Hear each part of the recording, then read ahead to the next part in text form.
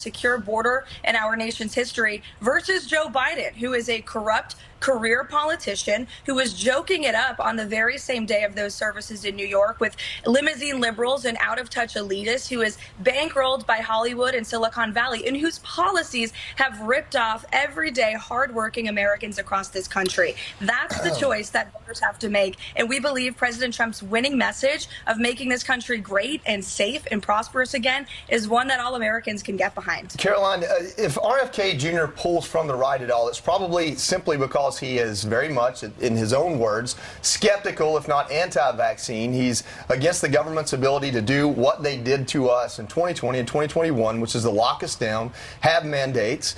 President Trump sings a similar song, but he was in charge of Operation Warp Speed. That did happen under his administration. What's his answer to those that might vote for RFK Jr. simply because of that, to ensure, hey, under his second administration, that's not going to be the case?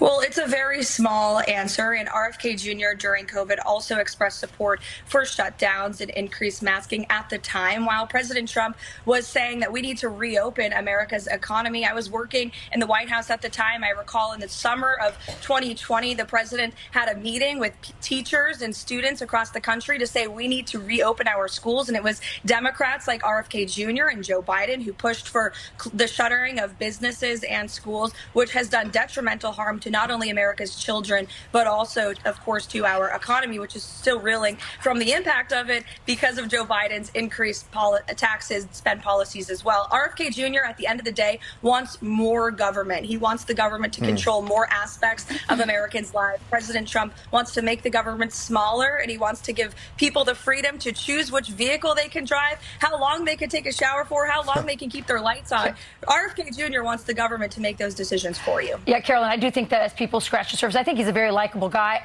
I want to bring this up to you because I know a lot of suburban moms who are very attracted to RFK's message. It is what Joey talked about, that they're angry about how COVID was handled, Fauci, the suppression of alternative, medications at the early part of the pandemic. But they also like his message on food policy, on going after big pharma, on ultra-processed foods, and that connection for healthcare in America. He's sort of talking to a lot of women in that way, and I'm curious why Donald Trump hasn't jumped on that, because if anybody could take on big food, I know he took on big pharma.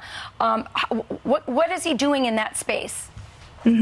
He actually has unleashed a plan on his Agenda 47 policy platform to take on big pharma, to bring down the cost of health care for American families across the country, and to also support and increase our agricultural industry right now in this country. Family farms across the country who are being robbed by the Chinese Communist Party, which is buying up a vast majority of American farmland and trying to control our food supply. President Trump is opposed to that. He has put forth a plan. I'd encourage everyone to go read it on DonaldJTrump.com. But when we look at women, what are the top issues for them? It's immigration, and it's inflation, and it's crime. And we've seen increased crime in every community across this country. We've seen Joe Biden's wide open border policies unleashing illegal immigrants and criminals in every corner of this nation. Every state has become a border state. Yeah, we'll have to leave it